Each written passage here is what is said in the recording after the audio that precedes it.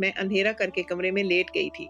आज मेरी आंखों में नींद नहीं थी और यही बात मेरे लिए बड़ी हैरानकुन थी, क्योंकि अब से पहले तक मैं बहुत गहरी नींद सोई हुई थी। और कभी कभी तो मैं खुद भी हैरान होती थी कि मुझे इतनी गहरी नींद कैसे आती है कि सारी रात एक दफ़ा भी मेरी आंख नहीं खुलती। गर्मी की वजह से मैंने नाइट ड्रेस पहन रखा था।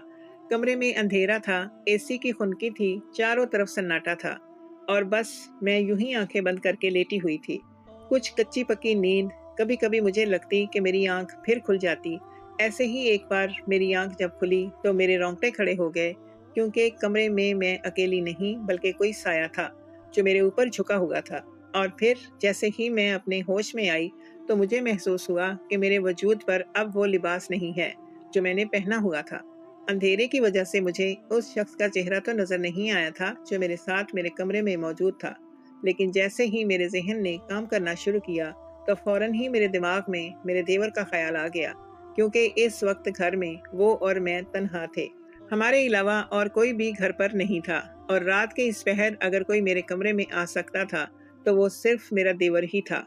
ये सोचते ही मेरे कदमों तले से जमीन निकल गई कि मैं अपने कमरे में अपने देवर के साथ मौजूद हूँ।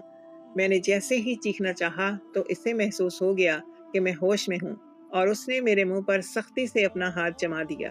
और फिर इसके बाद जो कुछ भी हुआ वो बताते हुए भी मेरे रोंगटे खड़े हो जाते हैं। मेरे देवर ने तो मुझे अपनी बीवी समझ लिया था। उसने अपने हाथों से मेरे दोनों, और फिर मुझे समझ में आया था कि मेरी देवरानी इसे क्यों छोड़कर गई थी, क्योंकि वो मेरे देवर को जंगली जानवर कहती थी, क्योंकि मेरा देवर तो वाकई ही किसी जंगली जानवर की तरह मेरे साथ हर सुबह की तरह आज भी मेरे देवर के कमरे से चीखने चिल्लाने की आवाजें आ रही थी और मैं परेशान सी बैठी थी। मेरा देवर बहुत ही अच्छा और सुलझा हुआ आदमी था, कम से कम मुझे तो ऐसा ही लगता था। कुछ ही अरसे पहले मैंने खुद इसकी शादी नैना से करवाई थी, लेकिन पता नहीं क्या बात थी कि शादी के कुछ दिनों से बाद ही इन दोनों के दरमियान खटपट शुरू हो गई थी और फिर होते होते वो खटपट लड़ाई झगड़ों में तब्दील हो गई और मैं सिर्फ देखती ही रह गई। मियाँ बीवी के मामले में बोलना मैं मुनासिब नहीं समझती थी, इसीलिए खामोश रहती कि शायद दोनों खुद ही अपने मामले को सुलझा लेंगे।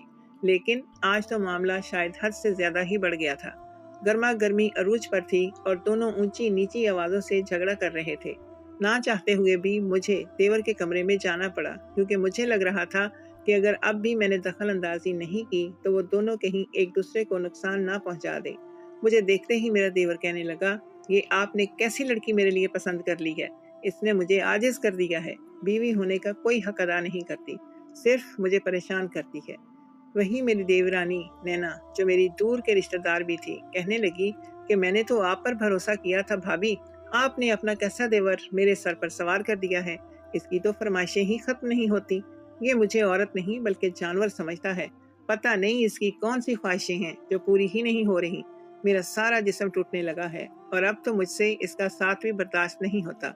देवरानी ने खुले लफ्जों में कुछ ऐसी बात मुझसे कही थी कि मैं शर्म से पानी पानी हो गई थी। और अब मुझे पता चला था इन दोनों के दरमियान क्या मामला चल रहा है। मेरी देवरानी देवर को शायद खुश नहीं रख सकती थी। वो देवर की ख्वाहिशात ज्यादा ही शदीद थी, और क्यों ना होती, वो एक जवान लंबा चौड़ा मर्द था, बॉडी बिल्डर था। शायद इसीलिए देवरानी इसे पूरी तरह मुतमईन नहीं कर पा रही थी और यही वजह थी कि वो दोनों दिन रात जानवरों की तरह झगड़ रहे थे। मैंने दोनों को प्यार से समझाया कि ये मामला आपस का मियाँ बीवी का मामला है, इसे प्यार मोहब्बत से खत्म करो। इस तरह शोर शराबा करने से पास पड़ोस में आवाज जाएगी तो हम सब